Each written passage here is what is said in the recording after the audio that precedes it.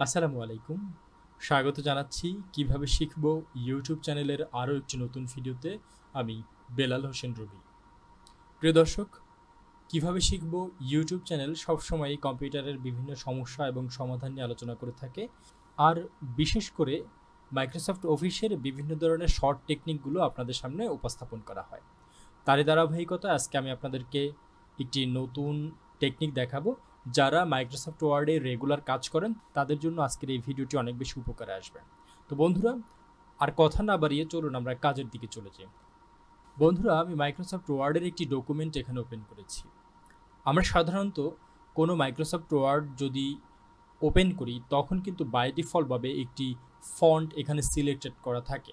এছাড়াও ফন্টের সাইজ, ফন্টের কালার, ফন্টে কি বোল্ড থাকবে নাকি বোল্ড থাকবে না, ইটালিক থাকবে নাকি আন্ডারলাইন থাকবে, এগুলো কিন্তু একটা বাই ডিফল্ট এখানে করা থাকে। আমরা কিন্তু চাইলেই এই যে বাই ডিফল্ট যে স্টাইলটা থাকে ফন্টের, সেই স্টাইলটা পরিবর্তন করে আমরা কিন্তু আমাদের মতন করে কাস্টমাইজ করে সেই ফন্ট স্টাইল, ফন্টের সাইজ, ফন্ট কালার, এটি বোল্ড থাকবে নাকি থাকবে না, এগুলো কিন্তু আমরা আমাদের মতন করে কাস্টমাইজ করে রেখে দিতে পারি। আমরা যখনই মাইক্রোসফট ওয়ার্ড এখানে ওপেন করব সাথে সাথে কিন্তু সেটা বাই ডিফল্টভাবে আমাদের পছন্দ মতন ফন্ট সাইজ, বোল্ড থাকবে কিনা, ইটালিক থাকবে কিনা, আন্ডারলাইন থাকবে কিনা, সেটা কিন্তু অটোমেটিক হয়ে যাবে। এছাড়াও ধরেন আমরা কোন পেজে সবসময় কাজ করব, সেটা A4 নাকি লেটার নাকি লিগাল, তারপরে এই যে পেজটি নিয়ে কাজ করব সেই পেজটির মার্জিন কতটুকু থাকবে, এগুলো কিন্তু আমরা আমাদের পছন্দ মতন সব কিছু কাস্টমাইজ করে রেখে দিতে পারি। আজকের ভিডিওতে আমরা এটাই মূলত দেখব যে আমরা কিভাবে এটাকে বাই ডিফল্ট করে রাখবো। যখনই আমরা মাইক্রোসফট ওয়ার্ড ওপেন করব সাথে সাথে সেটা কিন্তু আমাদের পছন্দ মতন স্টাইল হয়ে যাবে। তাহলে বন্ধুরা, এটা আমরা কিভাবে করব? প্রথমে আমি আপনাদেরকে দেখাবো আমরা কিভাবে আমাদের মাইক্রোসফট ওয়ার্ডে আমাদের পছন্দ মতন ফন্টটাকে ডিফল্ট করে রাখতে পারি। সেক্ষেত্রে আমাদের যেটা করতে হবে, আমাদের মাইক্রোসফট ওয়ার্ডের এই যে হোম মেনুটি রয়েছে সেই হোম মেনুতে থাকা অবস্থায় আমরা এখানে হোম মেনুর আন্ডারে যে ফন্ট এরিয়াটি রয়েছে সেই ফন্ট এরিয়ার এখানে এই ডান পাশে ছোট্ট একটি অ্যারো চিহ্ন আছে, এই অ্যারো চিহ্নতে আমরা ক্লিক করব। অ্যারো চিহ্নতে ক্লিক করলে পরে আমাদের সামনে ফন্টের একটি ডায়লগ বক্স আসবে। তো আমরা এটাকে কিবোর্ড শর্টকাটের মাধ্যমে Ctrl+D বাটনটি প্রেস করে কিন্তু আমরা এই ফন্টের যে ডায়লগ বক্স সেটি নিয়ে আসতে পারি। ফন্টের ডায়লগ বক্স নিয়ে আসার পরে আমাদের সামনে এখানে অনেকগুলো অপশন রয়েছে। প্রথম হচ্ছে Latin text, complex text, all text, effect ইত্যাদি ইত্যাদি। তো আমরা এইগুলোতে এখন আমরা পরিবর্তন আনবো এবং সেটাকে আমরা ডিফল্টভাবে সেট করে রাখবো। প্রথমত রয়েছে ফন্ট। আমরা মূলত কোন ফন্টটা ব্যবহার করব?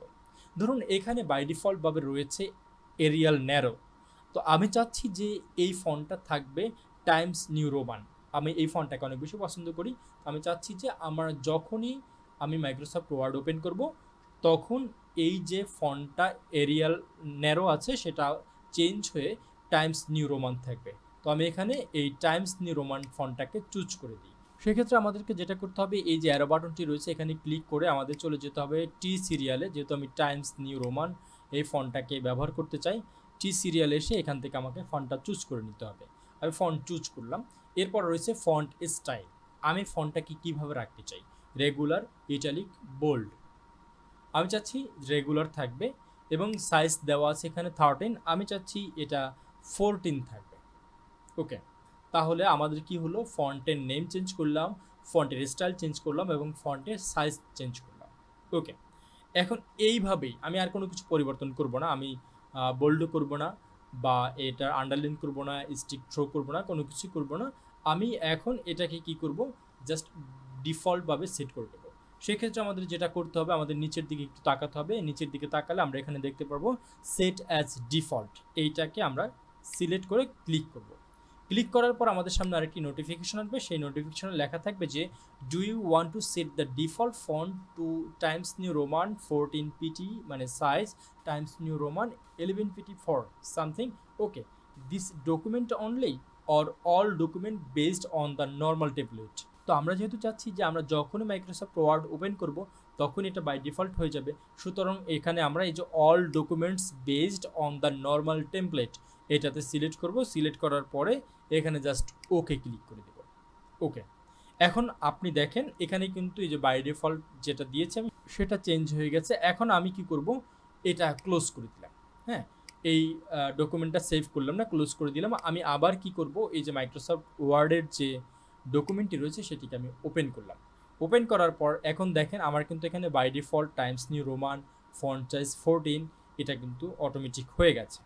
ওকে, আমাদের মোটামুটি হচ্ছে ফন্টের যে ঝামেলাটা ছিল সেটা শেষ। এখন আমরা যেটা করব সেটা হচ্ছে যে আমাদের পেজ সাইজ, পেজ ওরিয়েন্টেশন, পেজের মার্জিন, পেজে কয়টা কলাম থাকবে সেটাকে আমরা বাই ডিফল্ট করে দিব। সেক্ষেত্রে আমাদেরকে চলে যেতে হবে রিবন বার থেকে লেআউট মেনুতে। লেআউট মেনুতে আসার পরে আমাদের এখানে যে পেজ সেটআপ এরিয়াটি রয়েছে সেখানে ডান পাশে আমরা একটি অ্যারো বাটন দেখতে পাচ্ছি, আমরা এই অ্যারো বাটনে ক্লিক করব। অ্যারো বাটনে ক্লিক করার পরে আমাদের সামনে কিন্তু পেজ সেটআপের যে ডায়লগ বক্স সেটি চলে আসছে।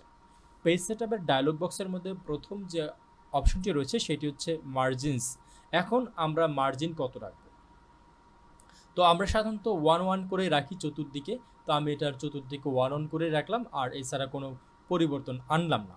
এরপর রয়েছে ওরিয়েন্টেশন, এখন আছে পোর্ট্রেট মানে খাড়াখাড়ি থাকবে, তো আমি চাচ্ছি যে এই যে আমার ডকুমেন্টটা সেটা ল্যান্ডস্কেপ হবে। ওকে, এরপর আমি যখনই মাইক্রোসফট ওয়ার্ড ওপেন করব সাথে সাথে সেই ডকুমেন্টটা ল্যান্ডস্কেপ চলে আসবে।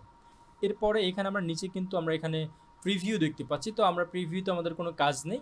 আমরা কি করব, এখন এই পেপার নামের যে অপশনটি রয়েছে সেখানে ক্লিক করব।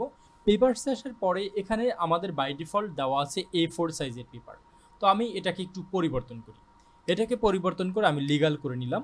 এখন আমাদের এখানে কি কি পরিবর্তন হলো, প্রথমে আমাদের পরিবর্তন হলো যে আমাদের পেজের মার্জিন, তারপরে পরিবর্তন হলো পেজের ওরিয়েন্টেশন যে আমরা এটাকে ল্যান্ডস্কেপ নিতে চাই। এরপরে আমরা পেপার সাইজটাকে পরিবর্তন করলাম। পরিবর্তন করার পরে এখন যদি আমরা এখান থেকে এটাকেও এই যে সেট অ্যাজ ডিফল্ট এটাতে ক্লিক করি, ক্লিক করার পরে আমাদের সামনে আরেকটি এরকম নোটিফিকেশন আসবে। এখানে এই মেসেজটা আসার পরে আমরা এখানে জাস্ট ইয়েস প্রেস করে আমরা যদি এখন এই ডকুমেন্টটা কেটে দিই, কেটে দেওয়ার পরে এখন যদি আমি আবার নতুন করে মাইক্রোসফট ওয়ার্ডের যে ডকুমেন্ট সেটাকে ওপেন করি তাহলে দেখতে পারবেন এটা ম্যাজিক। এখন এটাকে যদি আমি জুম আউট করি তাহলে আপনারা দেখতে পারবেন যে এখানে যে পেজটি আমরা দেখতে পাচ্ছি সেটা কিন্তু ল্যান্ডস্কেপে আছে, এবং আমি যদি লেআউটে যাই, লেআউটে যাওয়ার পর যে মার্জিনটা দেখি সেটা কিন্তু নর্মাল যেটা ছিল সেটাই আছে 1 এবং পরবর্তীতে আমি যদি ওরিয়েন্টেশন আসি সেটা কিন্তু ল্যান্ডস্কেপ আছে, এবং এটা সাইজে যদি ক্লিক করি তাহলে দেখতে পারবেন যে এখানে লিগ্যাল সাইজটা কিন্তু সিলেক্টেড অবস্থায় আছে।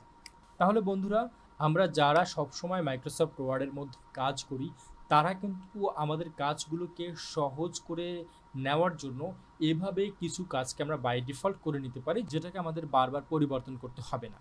আশা করি আজকের এই ভিডিওটি আপনাদের ভালো লেগেছে। যদিও ভিডিওটি বোঝানোর স্বার্থে একটু দীর্ঘায়িত করা হয়েছে, তো প্রিয় দর্শক এটি ক্ষমা সুন্দর দৃষ্টিতে দেখবেন। আর প্রিয় দর্শক, আপনার জন্য একটি অনুরোধ আছে, আপনি যদি আমার চ্যানেলে আজকে নতুন হয়ে থাকেন তাহলে অবশ্যই চ্যানেলটিকে সাবস্ক্রাইব করবেন এবং পাশে থাকা যে বেল আইকনটি রয়েছে সেটিকে অন করে দিবেন। আর আজকের এই ভিডিওটি যদি আপনার ভালো লেগে থাকে তাহলে রিকোয়েস্ট করব ভিডিওটিতে একটি লাইক দিন, অবশ্যই ভিডিওতে একটি সুন্দর কমেন্ট করে যাবেন। আপনাদের সুন্দর সুন্দর কমেন্ট বা পরামর্শগুলোই কিন্তু আমাদের কাজ করতে আরও বেশি আগ্রহী করে তোলে। পরবর্তীতে কিভাবে শিখবো ইউটিউব চ্যানেলের আরও নতুন নতুন ভিডিও দেখার আশা রেখে এখানে শেষ করছি। সেই পর্যন্ত সবাই ভালো থাকুন, সুস্থ থাকুন, আল্লাহ হাফিজ।